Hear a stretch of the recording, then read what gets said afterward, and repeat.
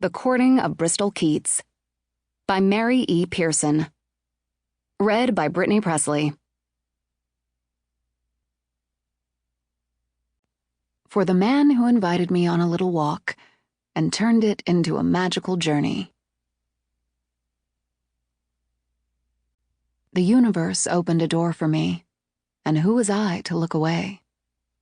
Anastasia Wiggins.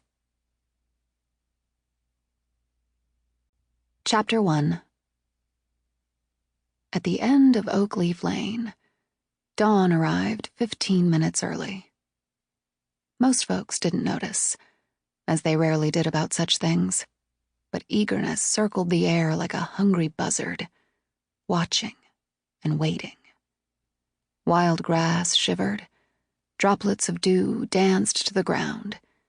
The earth trembled as low whispers tumbled over hummocks, making geese startle into the sky.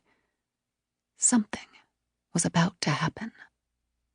But Bristol Keats slept soundly, oblivious to the long-fingered light prying its way through her drapes at such an early hour. Nothing could wrestle her from her bed but a good night's rest. Drool dampened her pillow, and her arm hung limply over the side of the bed. She had worked late. Her tips lay in a satisfied heap on her nightstand, a ruffled monument to her determination. Finally, mid-morning, she stirred, groaning, then rose from her rumpled bed and shook herself into her jeans.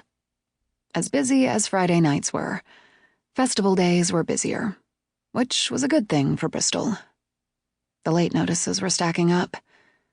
At the top of the pile lay the electric bill, 40 days past due, and shut-off was imminent.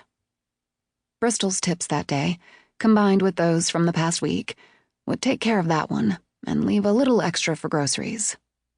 With sleep still in her eyes, she sniffed her hair for the oily scent of the parlor, then swiped it into a quick, messy ponytail, unaware that the day would be anything but ordinary. It wasn't something you could see, but as she splashed her face with water, then brushed her teeth, her head turned slightly to the side, a strange, velvety warmth filling the air, though it was only a vague sense that she couldn't name. She didn't even realize she leaned into it, like a cat arching its back against a doorway. A doorway. Yes, that is what she leaned into, but she didn't know it yet. Bristol whisked back her drapes and shielded her eyes from a sun that already glared over the trees, too eager to remind her of the day. It had been 1 year since she returned home. For her, it seemed far longer. A lifetime was packed into the past weeks and months. The year bulged like an overstuffed suitcase that couldn't be shut. Home. Even now, it was a hesitant word on her lips, foreign and new, a word she toyed with in fits and starts, a word she was afraid to love. Run. Move on. Those were the words ingrained in her like dirt beneath her nails. She turned from the window and riffled through a basket of clean laundry on the floor, pulling out a black tank top, then slipped it on. Her figure smoothed out the wrinkles. "Bree!" Harper's voice bellowed up the narrow stairway like she was a 6-foot bouncer instead of a skinny 14-year-old still waiting for a growth spurt. What Bristol's little sister lacked in stature, she made up for in volume. "I'm up!"